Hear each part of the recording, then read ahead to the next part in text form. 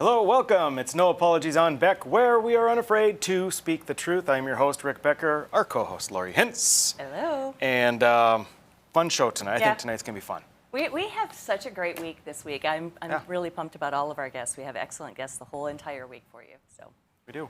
All right. You're gonna hit the show off tonight, Lori. I am, and to kick it off with just doing a little review. We have noticed during our No Apologies programs, when we have done Biden's executive orders, that there are words that tend to show up over and over and over again in his literature and anything that he is pushing forward. Among them would be diversity, inclusion, resilience, which we hear all the time, and then the most often used word that we have seen thus far is equity.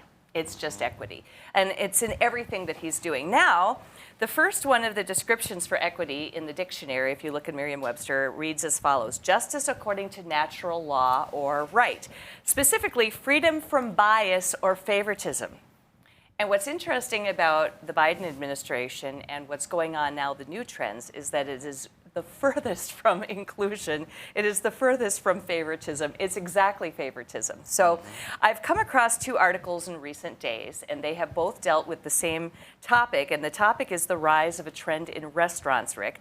There is nothing that is free from bias about this new trend. The new equity charges are showing up on your bills at restaurants in the United States. So first, I'm going to show you a graphic here. This is from a National Review article. And it says, John Miltimore of fee.org recently published an article on the expansion of equity and living wage charges at restaurants around the country, and why many of the underlying economic assumptions made by these establishments are erroneous and performative. Now, the next one, I'll move along to the next one, the next graphic, guys. Thank you.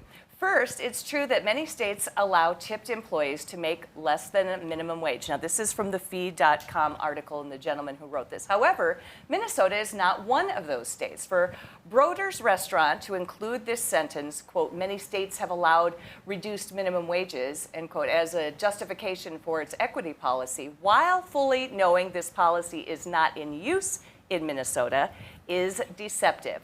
Now, on the next one, you will see it says, second, this is my favorite. He says, I'm no Robert Irvine, but telling your customers you're going to begin charging them more because they are just too bigoted to tip fairly might not be a winning restaurant strategy. Just saying. As a former restaurant worker himself, he says, I pride myself on being a generous and fair tipper, and the implication that I can't be trusted with this responsibility doesn't sit well with me. Now, this is interesting to me because the article, Miltimore speaks of a restaurant in his home state of Minnesota. He's talking about Broder's, and he does not seem very impressed with their new policy, needless to say. He also says, in other words, once again, the left, in an attempt to push this equity on people, have managed to insult the intelligence of every restaurant patron who's going to go to this restaurant, telling them that they're not smart enough, essentially, to be able to know what to tip. So to fight oppression, this next graphic you are going to just love. Put it up, please. This next one comes from the fee.com article. On its website, Broder's has a notice to customers notifying them of a new 15% benefits and equity charge that they have instituted. So they're putting 15% on there.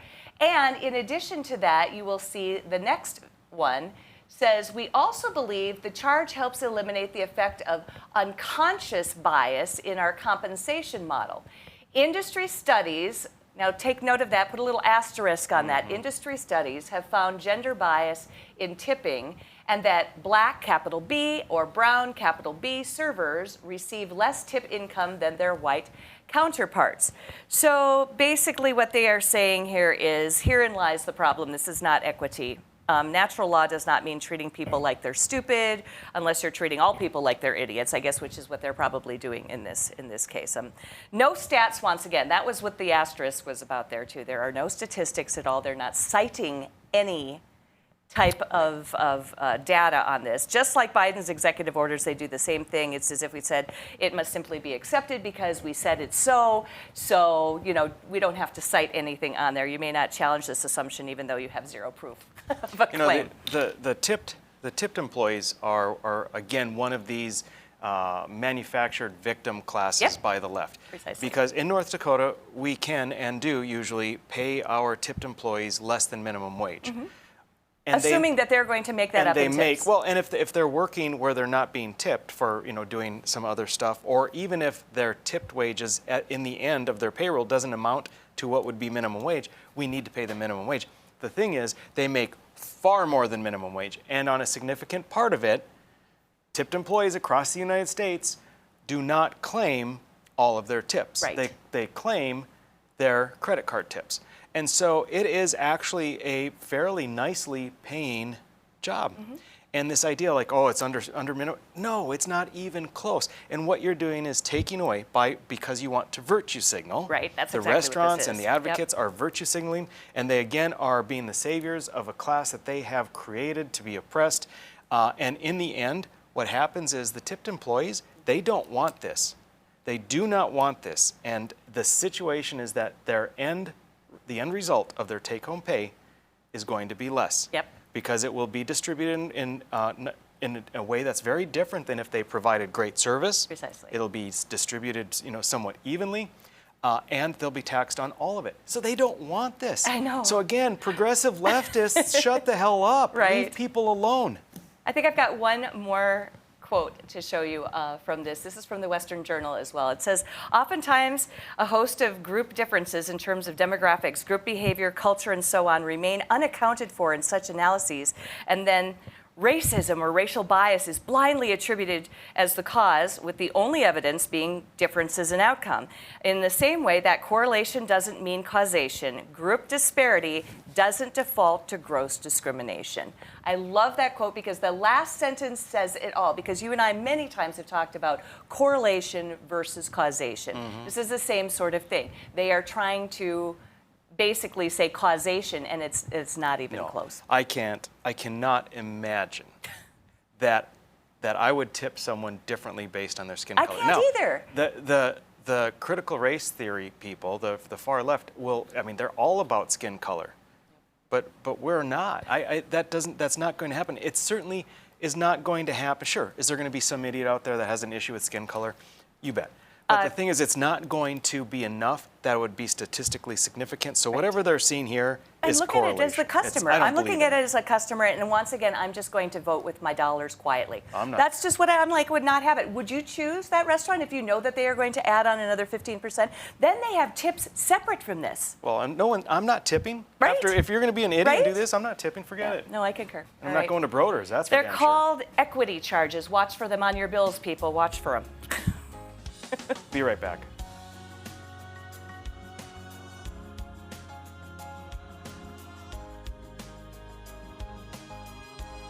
Join No Apologies and Ladies of Another View this Thursday, July 1st, as Ivory Hecker speaks about her experiences with the media and Project Veritas. Ivory Hecker on Ladies of Another View and No Apologies with Becker this Thursday on Beck News.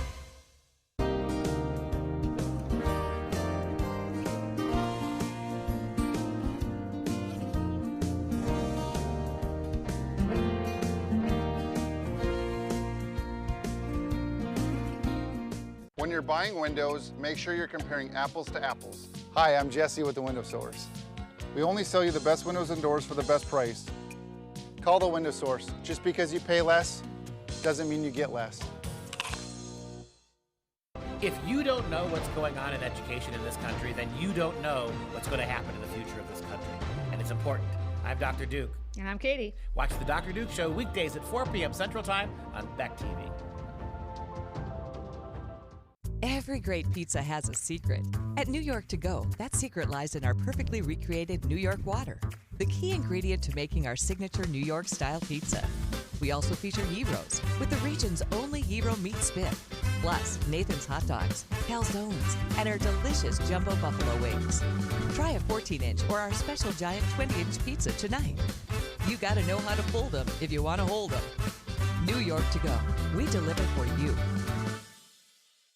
It's every American's right to bear arms. At Mandan Sporting Goods, we're here to help you support your Second Amendment rights, which reads, a well-regulated militia being necessary to the security of a free state, the right of the people to keep and bear arms shall not be infringed.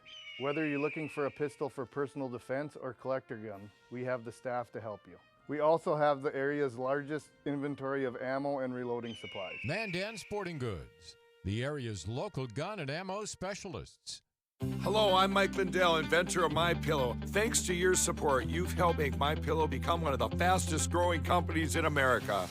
Over the last 12 years, you've helped MyPillow create thousands of jobs right here in the USA. When I got MyPillow, I'm asleep almost immediately. I stay asleep at night and I wake up more well-rested in the morning. That's why I invented MyPillow. My patented fill adjusts to your exact individual needs and helps keep your neck supported and aligned. I'm interrupting this commercial right now. Retailers have canceled MyPillow, and to thank you for your support, I'm gonna pass the savings directly on to you. Go to MyPillow.com right now to get deep discounts on all MyPillow products. For example, you can get my premium MyPillows, regularly $69.98, now just $29.98, the lowest price ever. For the best night's sleep in the whole wide world, visit MyPillow.com.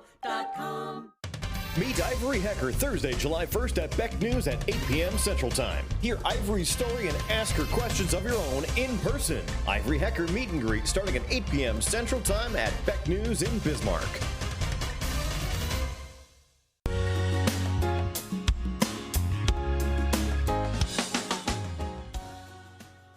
All right, we're back. It's No Apologies on Beck, and we have with us the director of North Dakota Watchdog Network. Is that correct? Yes. I didn't refer to my notes, so. You remembered it. And Dustin Gawrylow. You should know by now. Well, I know, but you know how that is. you get a fear of getting it wrong, even though.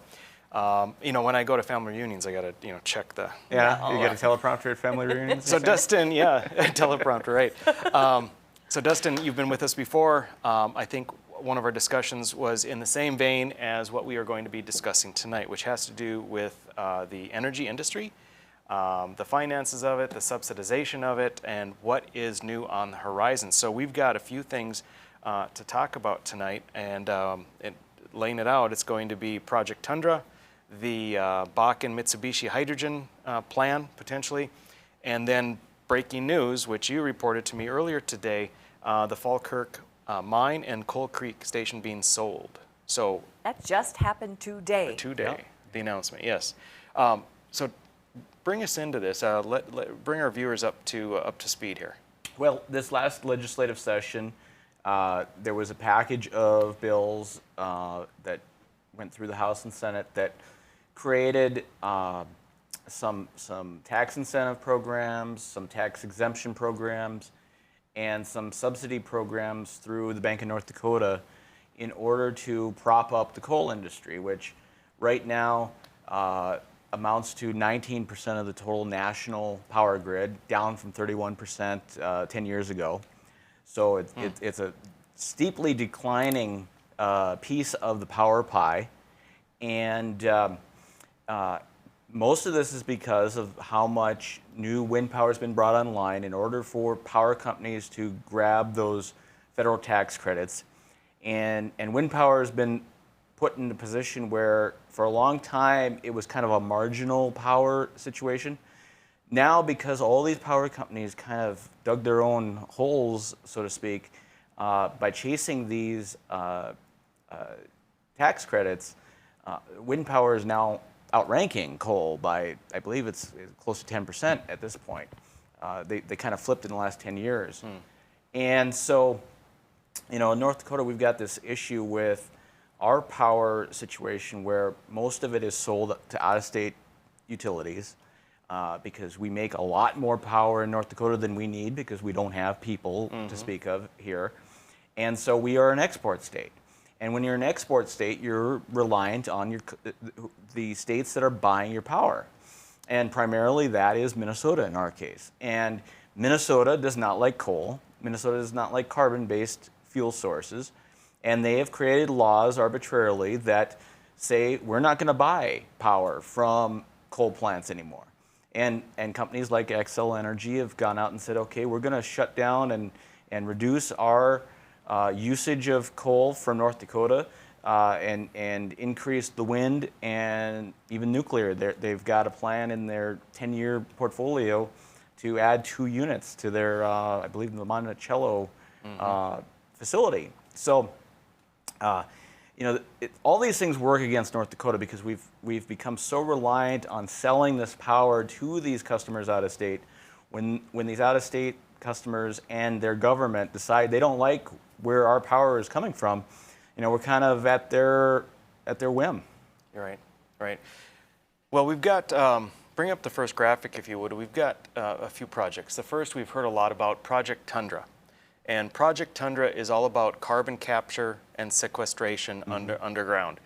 And so this, along with the others, is based on the idea, if you want to do this, you sort of already have to have made the leap to buy into the idea about the dangers of carbon and that we must reduce our footprint. I mean, probably, if you like this, you probably tend to agree with the Paris Climate Accord, et cetera, et cetera.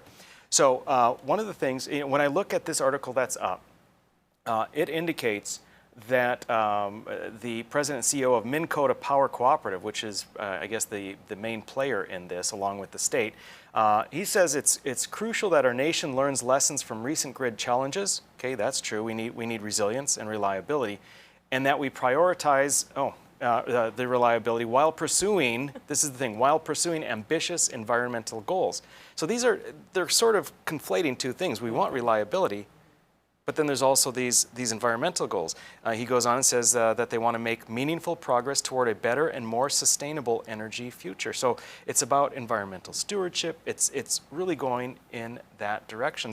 The last thing I'll say about this, he says carbon capture technologies like the Minnesota-led Project Tundra remain critical to answering our nation's call for a low carbon footprint while retaining the resilient generators that provide irreplaceable stability to the electric grid. Again, carbon footprint. So conflating the two things, and that's what it's difficult to talk about because we want to maximize efficiencies, resiliency, and reliability, but everything is being tossed into the same garbage can as carbon footprints.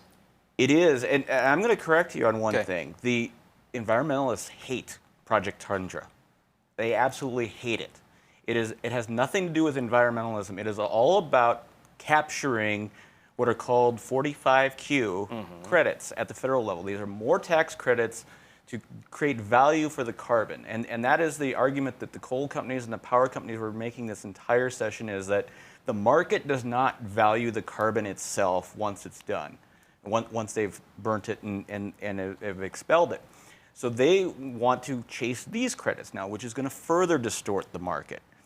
The environmentalist left in North Dakota, what little of it there are very much against Project Tundra and would prefer it not happen at all. But Minnesota, aren't they married to the green stuff? And is what Rick is talking about, I think, are you talking about the Minnesotans who are making the rules, or are you talking about the North Dakotans who are? Well, I think on both, and I get, Dustin, what you're saying. This is basically the reason the leftists don't really like it is because it's a workaround where we can still burn coal. Got it. And the reason we can burn is because we're getting rid of the carbon. My problem is, why are we caring about the carbon at this point? Carbon in the first place, right? Exactly. I mean, call me a Neanderthal, but that's my question. See, and this comes back to the belief that North Dakota legislators have that by capturing carbon, all of a sudden Minnesota's going to like coal. I don't think that that's a safe bet. No. I think that at this point, we could spend all the money in the world to do this Project Tundra and say that our coal is 98% cleaner than it used to be, and Minnesota's still not going to want the power because it came from coal. Right. And we're going to be stuck with the bill and no customer at the same time. And that's really what it comes down to, is we have to have a customer for it, or else there's no product. Yep. Well, and we see this in politics all the time, both in North Dakota and out. When you try and placate your enemy, your political enemy, and you compromise things, you never end up winning. We did that with the whatever the big land purchase was, the conservation thing. It's just not going to work. So there's no way. I mean, everyone sees through this. It's blatant. It's transparent. It's creative. But okay, I want to talk about one more of these opportunities before we take a break, and that is the Bakken Energy and Mitsubishi Power. They are forming a partnership for hydrogen. Tell us a little bit about this. This one is a little more interesting to me. Well, this has to do with the Dakota Gasification Company, and that is the what's called DGC. It's the plant north of Beulah that converts and has converted for the last 35 years coal into natural gas. The problem is natural gas is cheap and abundant now. There's a glut of natural gas. So we don't need, the market does not need to convert coal into natural gas. The only reason to do that is to reduce the carbon footprint of the coal. So now the plan is, and apparently Mitsubishi is involved, to convert the plant from converting coal to natural gas into converting natural gas to hydrogen. And apparently there's two kinds of hydrogen. There's the kind you get from water. I did not know that. And the water one is the green one, and the other one is the blue one, which is super confusing to me. I don't know who names that, but that's not good. It has to do with how hot it burns. And you know, it gets into the chemistry. And obviously, you know, it's better than not doing anything with it, and it's better than, you know, using the plant for something that's not economical, and again, that there's no customer for anymore, because, you know, we're burning off so much natural gas in North Dakota. There's absolutely no reason that we have to synthetically make it anymore. Times have changed. The economics during the 80s, natural gas was expensive then. Now it's not. So, you know, it just comes down to when private business is constantly changing and chasing government policy in what we call rent-seeking behavior, the economy and the market gets distorted every which way, and you're constantly having to have new policies counteract the old policies, counteracting the previous old policies, and every time you do that, it costs the taxpayers more money. Yep, it absolutely Bottom does. line. All right, folks, we're going to be right back talking more about various energy concerns with Dustin Gawrylow. Stick with us. When you can't find answers to your recurring health challenges, it can feel like your health and your future are being held hostage.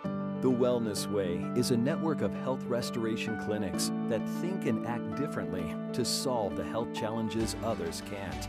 Here, we disrupt the standard approach to care through a combination of testing, individual plans, and one-on-one guidance, putting your health and your future where they belong, in your own hands. 40 years ago, Aero Service Team started with one truck and lots of hard work. Times may have changed, but the hard work that we put in to get your lives back in order after fire, water, and disaster hasn't. Over the years, we've seen so many families lose their belongings due to water and fire damage. Restoring homes back to the original state has made every hour of hard work well worth it. Thank you for trusting our family with yours. When disaster strikes, you only have to make one call. Aero Service Team does it all. Go for Launch 2018 Series winner. Without further ado, it is my honors. Regina. The winning team is the Flumin River Excellence. Oh my God! They won!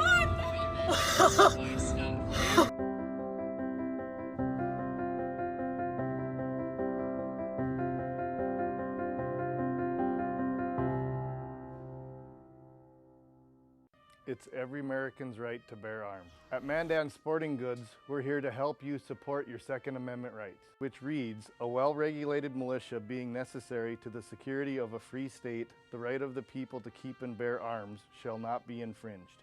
Whether you're looking for a pistol for personal defense or collector gun, we have the staff to help you. We also have the area's largest inventory of ammo and reloading supplies. Mandan Sporting Goods, the area's local gun and ammo specialists. 40 years ago, Aero Service Team started with one truck and lots of hard work. Times may have changed, but the hard work that we put in to get your lives back in order after fire, water, and disaster hasn't. Over the years, we've seen so many families lose their belongings due to water and fire damage. Restoring homes back to the original state has made every hour of hard work well worth it. Thank you for trusting our family with yours. When disaster strikes, you only have to make one call. Aero Service Team does it all. Every great pizza has a secret. At New York To Go, that secret lies in our perfectly recreated New York water, the key ingredient to making our signature New York-style pizza. We also feature gyros, with the region's only gyro meat spit. Plus, Nathan's Hot Dogs, calzones, and our delicious jumbo buffalo wings. Try a 14-inch or our special giant 20-inch pizza tonight. You gotta know how to fold them if you want to hold them. New York to go. We deliver for you. Meet Ivory Hecker Thursday, July 1st at Beck News at 8 p.m. Central Time. Hear Ivory's story and ask her questions of your own in person. Ivory Hecker meet and greet starting at 8 p.m. Central Time at Beck News in Bismarck.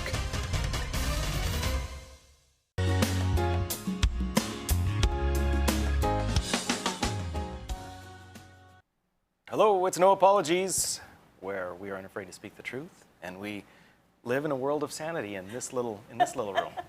Not sure about out there. All right, so we are with Dustin Gawrylow, the director for North Dakota Watchdog Network. We're talking about energy, coal, hydrogen, sequestration. We've got one more thing. It's breaking news, and go ahead and tell our viewers about what happened today. Well, the controversy over Coal Creek being closed by Great River Energy apparently has been solved, and that is that Rainbow Energy is going to buy it. We don't know the exact details of it yet. We don't know how much the state's going to be involved in that financing program.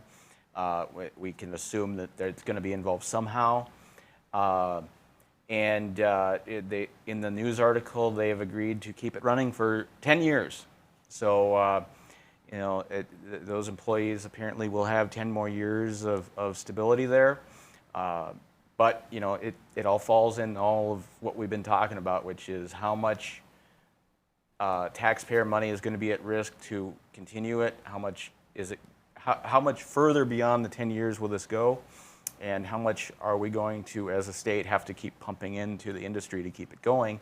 Because it has been chasing these wind energy credits and now chasing the carbon credits.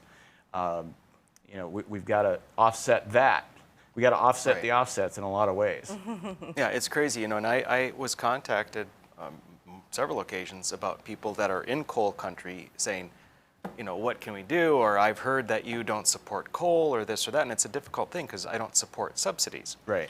And what the case I've made is it's not about subsidizing something to rectify subsidizing something else. We need to stop all of those other subsidies, and we need to get rid of the barriers and the regulations that make it more expensive. That's the way to help coal country. Nevertheless, Republicans, behaving like we have been for many years now, are not interested in the conservatism of free markets. They are interested in subsidizing and then subsidizing and then subsidizing, kind of like a cat chasing its tail. So we had House Bill, the OMB bill, the budget bill, House Bill 1015. And in that, they set aside $250, when I say they, I guess I mean we, set aside $250 million as a guaranteed loan.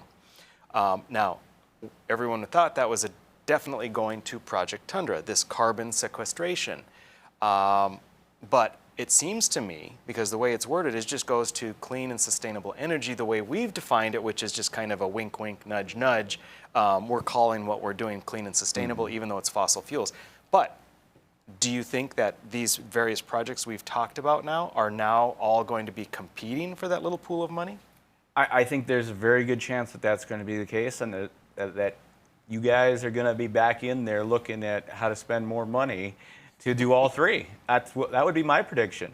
Government likes to throw all this money at everything, and the legislators that we know who are in support of these sort of things, they want to, cover their bases and make sure that they can take credit for something working. And if you throw enough money out there to enough different things, something will work. Yeah. Absolutely. Pull up the graphic. Yeah, I was going to read a little section of this too because it's interesting too. It talks about Rainbow Energy in this article too, and it says certain owners of Rainbow Energy control other entities that engage in several aspects of the energy industry, including oil and gas production and exploration, natural gas and power marketing, crude oil marketing, and other oil and gas midstream projects as well. So Rainbow is very diversified and has their fingers into a lot of different things. Yeah. Okay, and then the next graphic is what I wanted to talk. We've got, because we have the three projects, but if we go back to the first one and the one that we are talking about in the legislature, what we're seeing now is a recognition that as it said in that article, carbon capture loans could leave North Dakota taxpayers on the hook for $250 million. So we are now seeing more of a discussion because the Bank of North Dakota was not interested in making this loan. And so the legislature came in and said, hey, we're going to do it anyway. Right, and this needs to be pointed out that during the legislative hearings about all these programs and all these subsidies, the legislature and legislators in committee were told, we don't have any projects in mind for any of this. Come to find out, oh yeah, they did. Tundra was there. Tundra had been given the no-go by the Bank of North Dakota. Bank of North Dakota told the legislators, if you want us to do it, you got to force us to do it and give us the money to do it. So, I mean, legislators were lied to. Or they were willfully allowing themselves to be lied to, one or the other. Yep, agreed. It's very interesting because I'm surprised it's getting picked up, that this is maybe risky. And well, we couldn't get any coverage on it during a session. Now, all of a sudden, 2 months later, everybody cares about it. Exactly. When it's too late to do anything. And that's just typical. What's interesting to me is in the Grand Forks editorial board, they made a this is their editorial, and they're saying it's risky, but it's needed.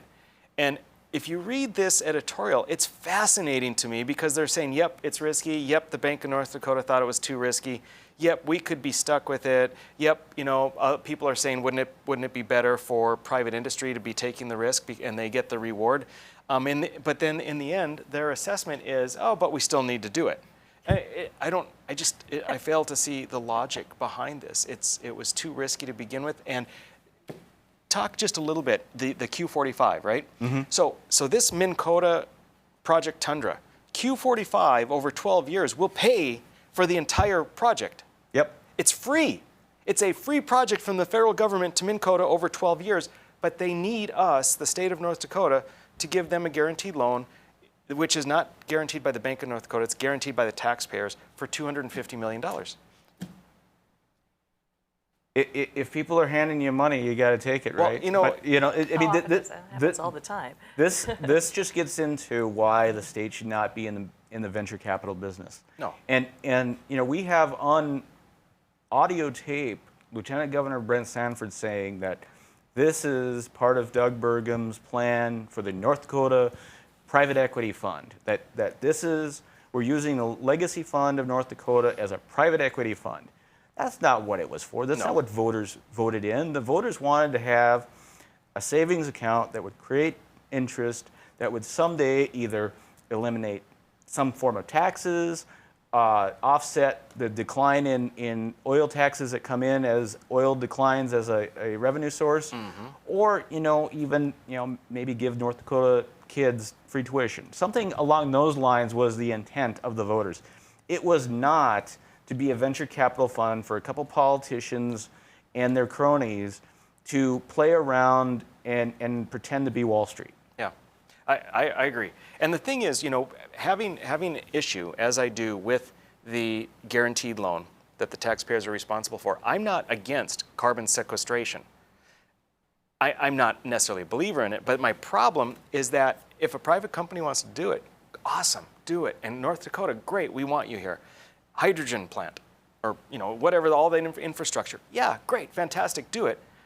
But it's a risk that private industry needs to take. Mm-hmm. We want you here, but we're not going to give you free money. You get the risk, not us. And you get the reward. Yes. Absolutely. Well, business. Dustin, thanks so much.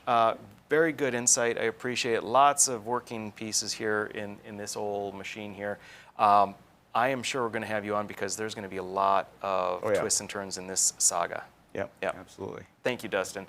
All right, folks, hang with us. We will be right back.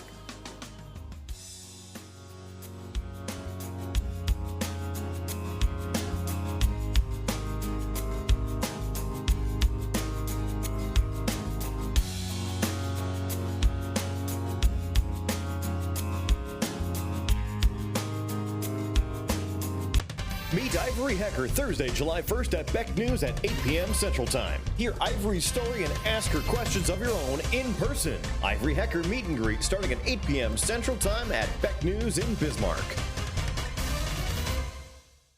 When you can't find answers to your recurring health challenges, it can feel like your health and your future are being held hostage. The Wellness Way is a network of health restoration clinics that think and act differently to solve the health challenges others can't. Here, we disrupt the standard approach to care through a combination of testing, individual plans, and one-on-one guidance, putting your health and your future where they belong, in your own hands. 40 years ago, Aero Service Team started with one truck and lots of hard work. Times may have changed, but the hard work that we put in to get your lives back in order after fire, water, and disaster hasn't. Over the years, we've seen so many families lose their belongings due to water and fire damage. Restoring homes back to the original state has made every hour of hard work well worth it. Thank you for trusting our family with yours. When disaster strikes, you only have to make one call. Aero Service Team does it all. Prairie Patriot Firearms and Training is the region's most complete gun and training center. 5-lane indoor range, a gun shop, and a certified training facility. Firearms training courses are offered daily for new, intermediate, and advanced shooters. If you're not comfortable in a classroom setting, Prairie Patriot offers one-on-one private lessons, from basic self-defense training to concealed weapons testing, along with a full line of guns, ammunition, holsters, and concealment clothing. Prairie Patriot, 3930 Memorial Highway, prairiepatriot.com. 40 years ago, Aero Service Team started with one truck and lots of hard work. Times may have changed, but the hard work that we put in to get your lives back in order after fire, water, and disaster hasn't. Over the years, we've seen so many families lose their belongings due to water and fire damage. Restoring homes back to the original state has made every hour of hard work well worth it. Thank you for trusting our family with yours. When disaster strikes, you only have to make one call. Aero Service Team does it all. Every great pizza has a secret. At New York To Go, that secret lies in our perfectly recreated New York water, the key ingredient to making our signature New York-style pizza. We also feature gyros, with the region's only gyro meat spit, plus Nathan's hot dogs, calzones, and our delicious jumbo buffalo wings. Try a 14-inch or our special giant 20-inch pizza tonight. You gotta know how to pull them if you want to hold them. New York To Go, we deliver for you. It's every American's right to bear arms. At Mandan Sporting Goods, we're here to help you support your Second Amendment rights, which reads, a well-regulated militia being necessary to the security of a free state, the right of the people to keep and bear arms shall not be infringed. Whether you're looking for a pistol for personal defense or collector gun, we have the staff to help you. We also have the area's largest inventory of ammo and reloading supplies. Mandan Sporting Goods, the area's local gun and ammo specialists.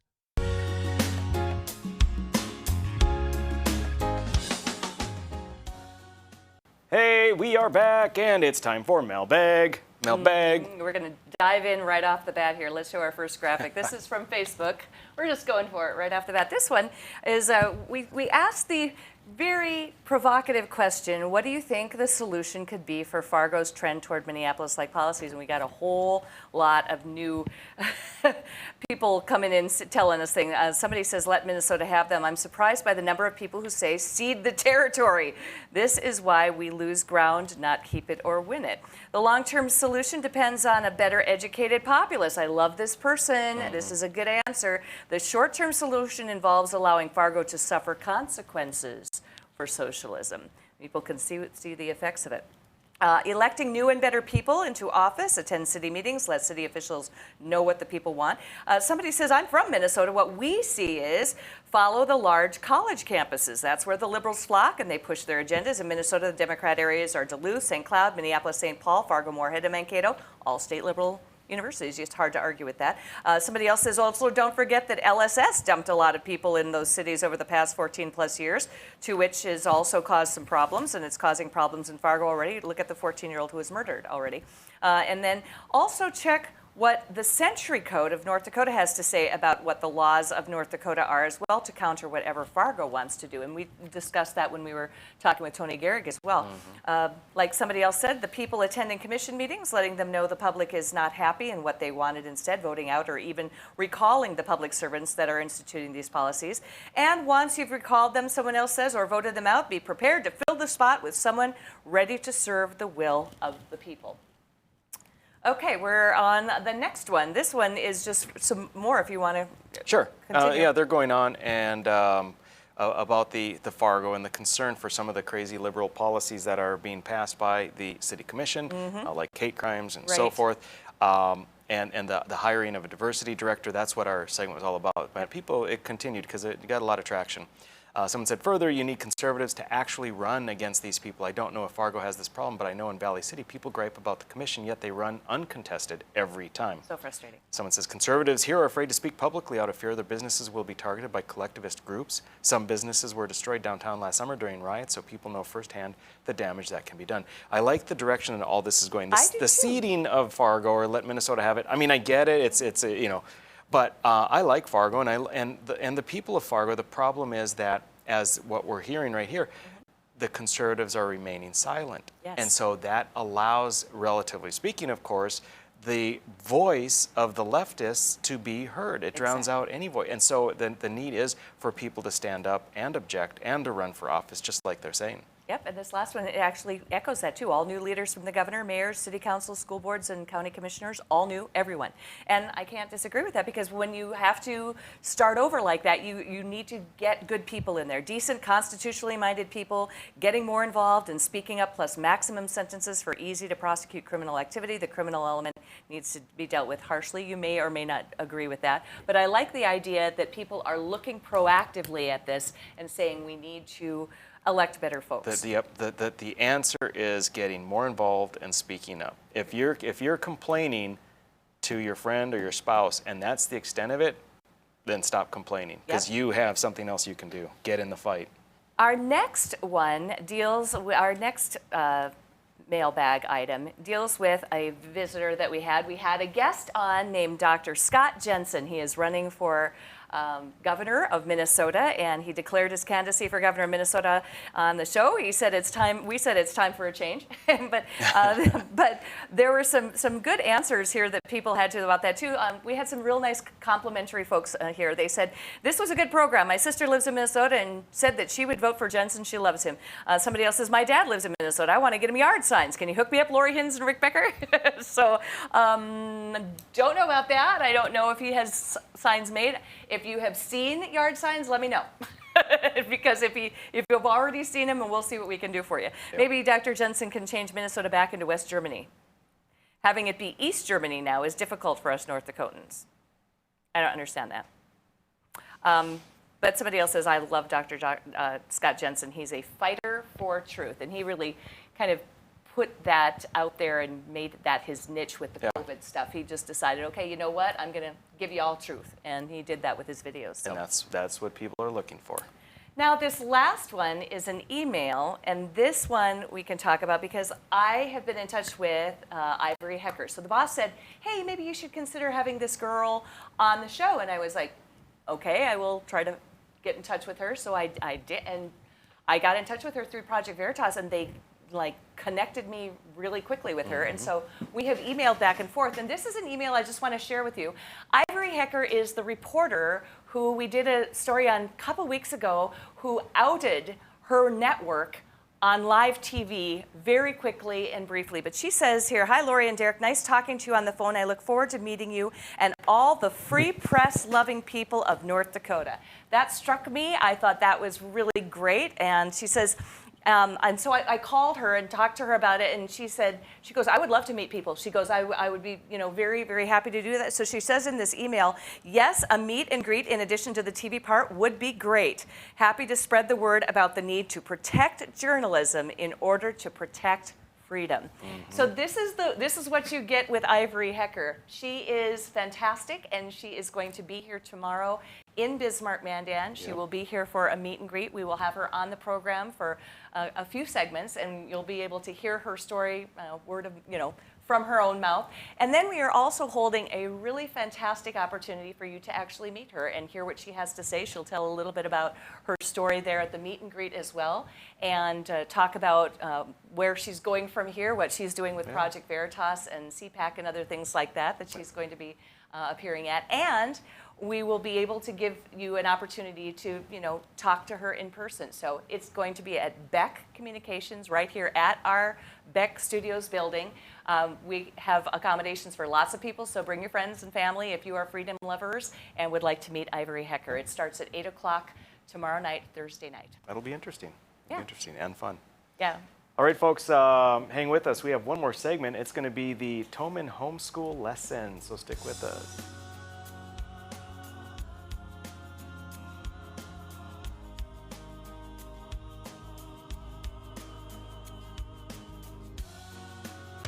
Meet Ivory Hecker Thursday, July 1st at Beck News at 8 p.m. Central Time. Hear Ivory's story and ask her questions of your own in person. Ivory Hecker meet and greet starting at 8 p.m. Central Time at Beck News in Bismarck. When you can't find answers to your recurring health challenges, it can feel like your health and your future are being held hostage. The Wellness Way is a network of health restoration clinics that think and act differently to solve the health challenges others can't. Here, we disrupt the standard approach to care through a combination of testing, individual plans, and one-on-one guidance, putting your health and your future where they belong, in your own hands. 40 years ago, Aero Service Team started with one truck and lots of hard work. Times may have changed, but the hard work that we put in to get your lives back in order after fire, water, and disaster hasn't. Over the years, we've seen so many families lose their belongings due to water and fire damage. Restoring homes back to the original state has made every hour of hard work well worth it. Thank you for trusting our family with yours.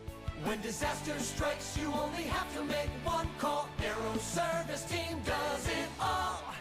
Spas, etc. Yeah, yeah. You've come to know and trust us for over 18 years with the largest selection and showroom in Western North Dakota for our beautiful Sundance spas. Plus, you could pick out your next home experience with our selection of pool tables, shuffleboards, and fun accessories. Spas, etc. Your relaxation destination on Main and Bismarck. 40 years ago, Aero Service Team started with one truck and lots of hard work. Times may have changed, but the hard work that we put in to get your lives back in order after fire, water, and disaster hasn't. Over the years, we've seen so many families lose their belongings due to water and fire damage. Restoring homes back to the original state has made every hour of hard work well worth it. Thank you for trusting our family with yours. When disaster strikes, you only have to make one call. Aero Service Team does it all. Every great pizza has a secret.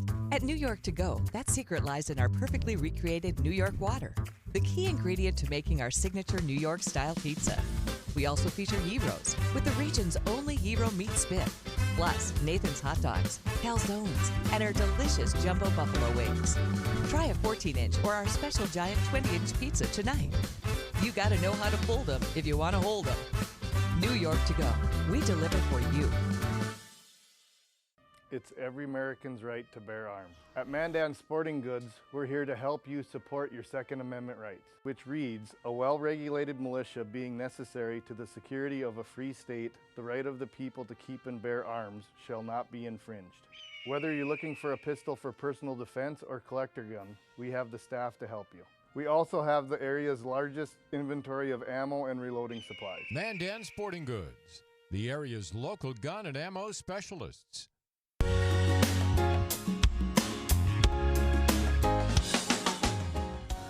We're back, and it's the final segment. You made it. Congratulations. And we are here with Andrea Toman. She is a co-host on Ladies of Another View, seen on this same network. Andrea, welcome. Yeah, thanks for having me. Yes. What time is your airtime? So we can tell 4:30 in the afternoon. Watch it, 4:30 in the afternoon. That's Central, correct? Yes, it is. Just being dumb. All right, so Andrea was a co-host, fill-in for Lori on a few occasions, and when she was, she, I guess, had me have a lesson, a Toman Homeschool lesson, because she is an expert in homeschooling. So we've invited her back on. It's about time for another lesson. The lesson comes in the form where she posits a question, more or less, and we discuss. So yeah, we will definitely. I'm looking forward to doing that. This is from the high school classes that I teach for my students. Yes. We also talk about the same thing with the middle schoolers, but at a slightly different level. So I hope you're ready to talk I'm about. going to bring my A game. Here we go. I hope you're ready to talk about the populist party. But we're actually, I mean, we talked about Andrew Carnegie the last time, right? Yes. Which was right around the same era with the Populist Party. And you remember William Jennings Bryan was the presidential candidate for the Democrats that the Populists actually supported. But we're going to go back first to where it started, which is post-Civil War with the Farmers Alliance.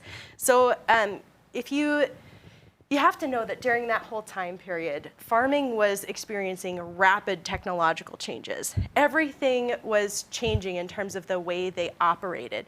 New technology was coming out constantly. In fact, we have some photos of some of the things that came out during that time period. And you saw, we went from the horse-drawn combine, you went through threshers, you went through breaking sod, you had steam threshers. Here's they're reaping wheat in San Fernandino Valley. And then we got one more, the steam-powered tractor. And so, but even before Henry Ford and trucks, rapid innovation in farming. And so a couple of things happen as a result of that. You have to get the new technology in order to compete and stay competitive. The vast majority of these small farmers didn't have the funds to just buy this size of equipment. They would either work together with someone else, or they would often take out large loans in order to purchase that equipment. But it was developing so rapidly that it would age out, then they'd have to buy the newest equipment almost before they'd get the last thing paid off.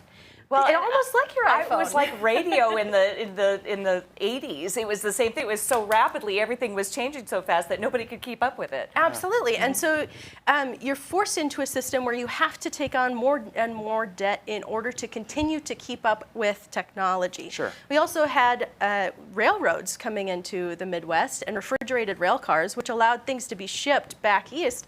And now a whole huge swath of the Midwest could come under profitable.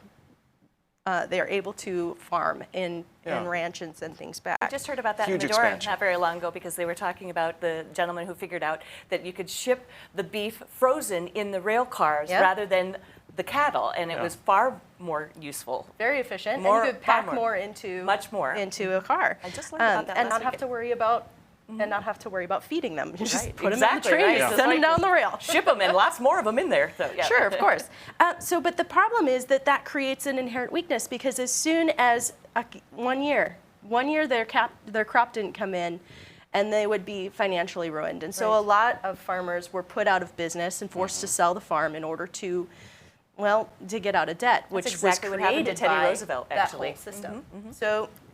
So then these farmers have this huge economic crisis, really. They see that they have to borrow more.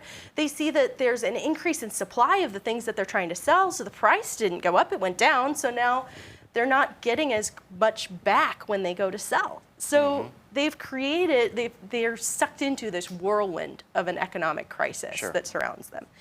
And so out of that started the alliance, or what was called the Farmers Alliance. Okay. And in the South, there was an additional alliance, the Colored Farmers Alliance.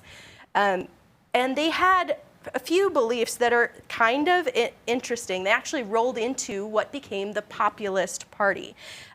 They believed that, they believed a few different things. Sorry, my notes, skip to the next page, right? Turn it right over. They believed that it was government's job to take care of its citizens. That was probably one of the big things. This they were is sounding nationalists. more and more like the Nonpartisan League It of North of course is, and they believed in a strong central government. And then there's a list. I have a whole list of ideas that they were putting forward that they wanted to advocate for. So they've got the graduated income tax, the government purchase of surplus crops, protecting customers from unsafe goods, land ownership limited to settlers, the bimetal standard, and government-controlled money supply. So they had a whole list of things that at the time were incredibly radical ideas.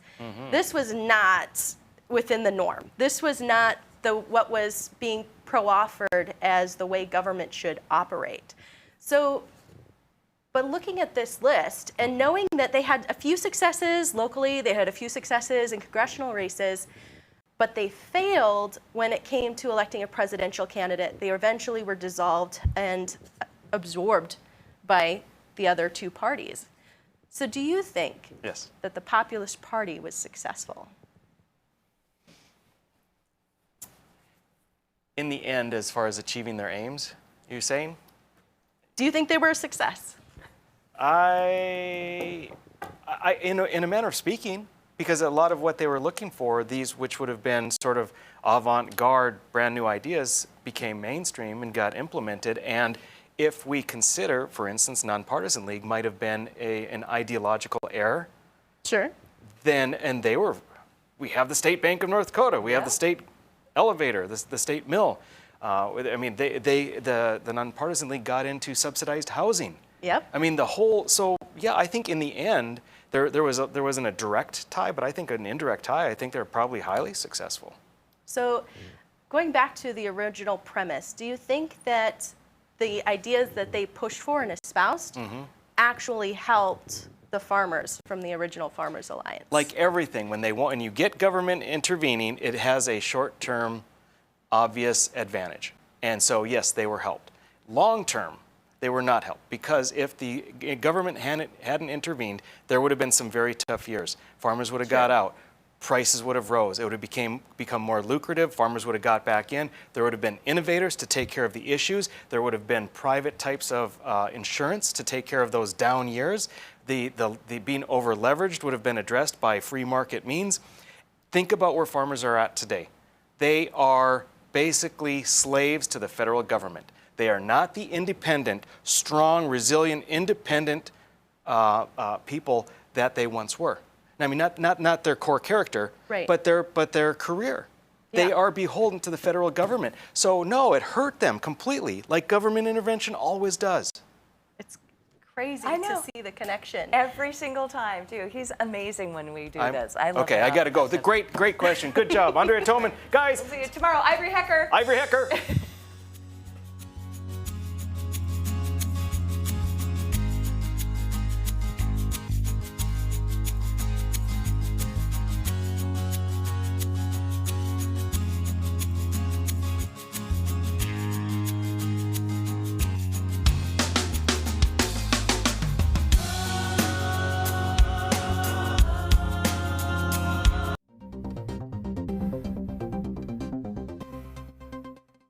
Hello, I'm Mike Lindell, inventor of MyPillow. Thanks to your support, you've helped make MyPillow become one of the fastest growing companies in America. Over the last 12 years, you've helped MyPillow create thousands of jobs right here in the USA. When I got MyPillow, I'm asleep almost immediately. I stay asleep at night and I wake up more well-rested in the morning. That's why I invented MyPillow. My patented fill adjusts to your exact individual needs and helps keep your neck supported and aligned.